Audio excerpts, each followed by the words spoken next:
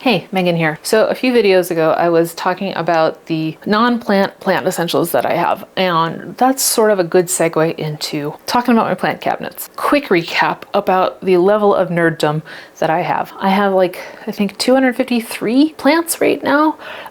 It kind of varies based on what propagations survive and what don't. And I've been a writer about plants and biology and things like that for a long time. So consequently, I take my plant cabinets very seriously. I don't have an Ikea by me, so I have to kind of make do with Facebook Marketplace, Amazon, things like that. So I wanted to show you 3 ways I have set up my plant cabinets. One is almost no customization, one is kind of customized, and the other is pretty much from scratch. So let's start with the very, very little customization plant cabinet. And it is this cabinet. I got it on Amazon. My husband bought it for me for my birthday. I love it because it is 3 sides are glass. Unfortunately, I don't think they sell it anymore, but this was as close to an Ikea cabinet as I could get without having to deal with the immense shipping costs. And it was cheaper than Ikea too, I think. We'll talk about that. All right, let's go inside. The only customization that I have done is added lights, just strip lights. This actually came with lights, but the lights were pretty crappy. And fans. As you can see, I have USB fan, which I talked about in the non-plant plant essentials that I love. Always recommend it. This cabinet is great because it already has a hole in the back, if you can see. So I was able to just feed all of my cords through that, and it works out really well. I also have on the bottom a seedling mat. Now, these shelves are all metal, so this does not get very hot, but it gets hot enough that it heats the metal and the metal transfers the heat up. Now, does it get crazy hot in there? Clearly not, but since most tropical houseplants only need about 60 to 80 degrees Fahrenheit to be happy, this works out really well. Also, FYI, it is currently March when I'm filming this, so it's still cold here. During the summer, I am on the basement level, so it doesn't get super hot down here, but it will get into the 70s in my cabinets. My temperature and humidity sensor I got on AliExpress, I think. So the next one is the Ikea cabinet that I got on Facebook Marketplace. The woman I got it from had already been using it as a plant cabinet, so that was kind of clutch for me because it came with some good perks already. Let's get into it. Essentially, everything that the woman who gave it to me is already in here. So what I have is this grid wall. She was kind enough to give me that I hook up these shelves to. The light is on top, lives up there really easily. There is you can see there is a ridge right here, like a lip, so it lives there really well. This is actually a rack that I got at Lowe's. It's being held up here by S-hooks. I have down here a boot pan that I got at Target. This is just to make sure that no water hits the metal, prevents rust, but also make sure that everything stays in place. I did have to get a little creative with it. I had to kind of use a hot knife to make that happen, to make sure that the door could close. Here I have insulation strips, just stick on. I have 2 fans, one on either side, and underneath is where I have my super rehab things that I showed you in the last video. I have an aquarium light stuck under there with Gorilla Tape, and this is where the boxes live that are holding propagations, rehabs, plant doctor stuff, and my moss propagation.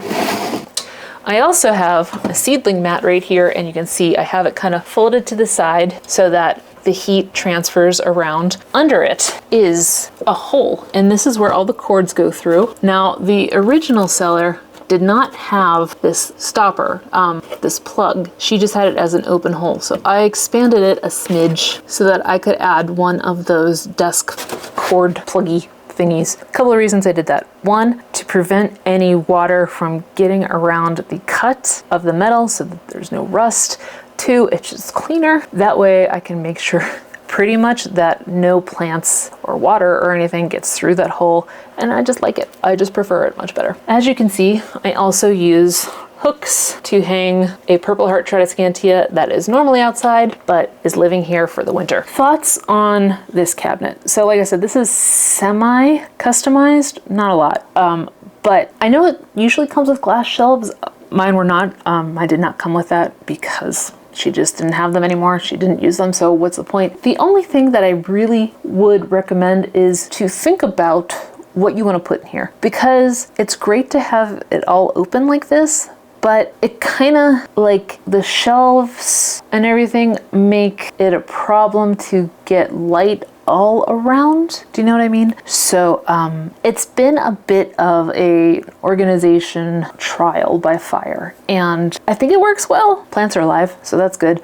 But I think that once the spring hits, then I can put my Tradescantia back outside. Then I am going to reorganize this and put maybe like medium height plants here rather than the one like these ones in the cabinet that are just getting a little too big for the space. I could just adjust those shelves too, but that's the whole thing. All right, on top I have more plant stuff. This is an aquarium. It just holds. Originally I had propagations in that aquarium. There's a glass lid that goes over it, but switch those out. Clearly you can see like my big Monstera is coming out of it. Normally this isn't a thing. I would have a lid over it and trap humidity. It was really useful for that. Okay, now let's get to the super customized Mamma Jamma, and that is this cabinet. I also got this on Amazon. It does not have three glass sides. It only has the glass doors. It's pretty cheap overall. What I did though is, here are the shelves up here that came with it.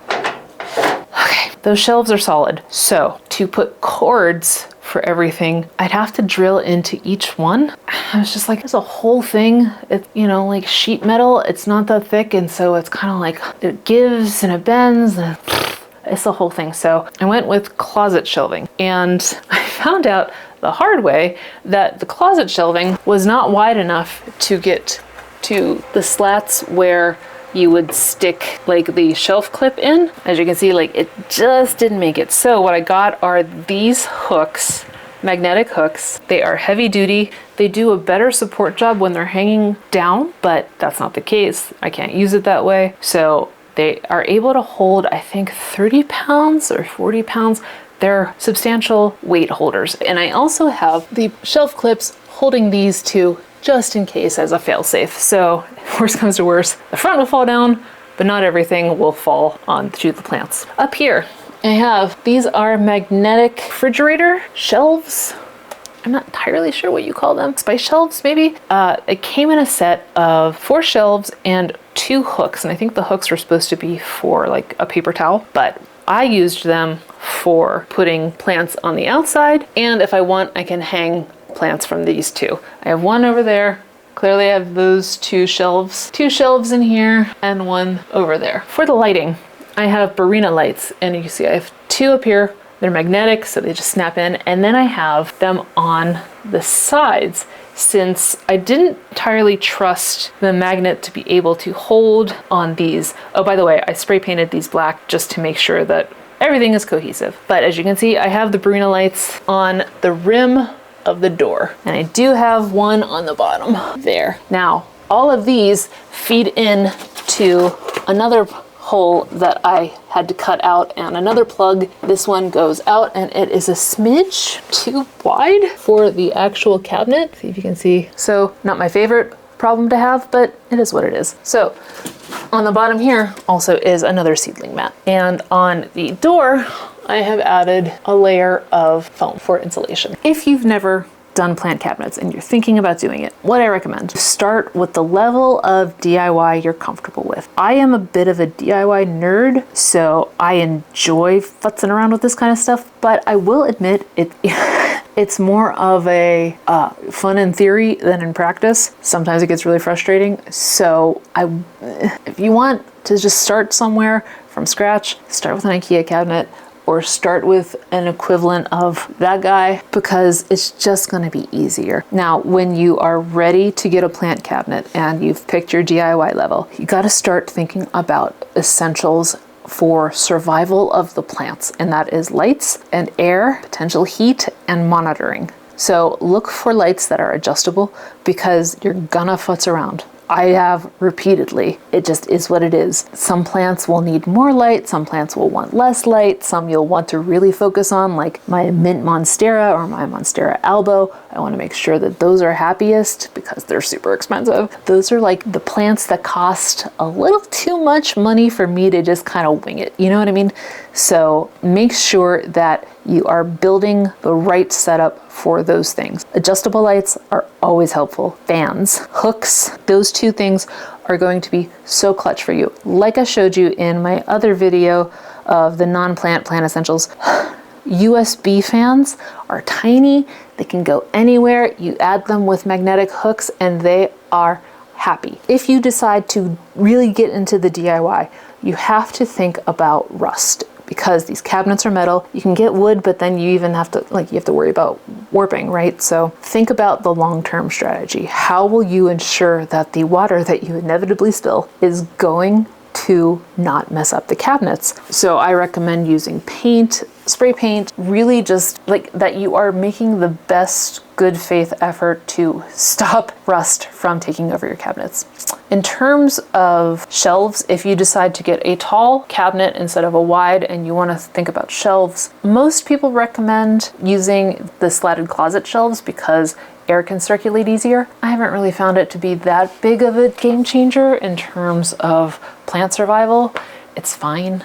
Do whatever you're comfortable with. I would recommend always thinking about how to maximize the usage of it. And with that, I mean like magnetic shelves that you can add to the sides or top or wherever to add more plants, because you're always going to get more plants. Grid walls, finding ways to make it as modular as possible is always beneficial. And two things that I haven't shown just because they're under there and I've never done any cord organization and really need to, but it's just a mess, so you're just gonna have to take my word for it. I have an Inkbird that monitors the seedling mats, and I also have a smart plug holds the timer for all of the lights. But the fans run 24/7. Never shut those off because I just don't want to deal with that. All plants seem to be happy about that too. Oh, and the thing with monitoring, always make sure that you are utilizing something that is able to tell you the temperature and the humidity, especially if you have expensive plants. Don't leave that to chance. The humidity level is super important because it will tell you if you really need to customize it or not. My original cabinet, I have no insulation on it. It's just as is. And it is doing fine. Like you saw, it has 85% humidity. This one, granted the door is open, but it has 49% humidity. Usually it stays around like high 50s, low 60s. Before, when I didn't have insulation on the doors, it was like 30–40%. So you need to know how your plants are doing and the environment that they're living in and make sure that it's okay. But yeah, so that was my run over of my 3 cabinets. I hope it was helpful. If you have any questions, let me know, leave a comment. I will try and help you as best as I can. My final tip before I go is Craigslist, Facebook Marketplace, clutch, especially if you don't have an Ikea around you. Be surprised how many Ikea cabinets still end up on Facebook Marketplace and Craigslist. So don't forget to check those before you start buying new. Okay, that's it. I'll see you in the next video.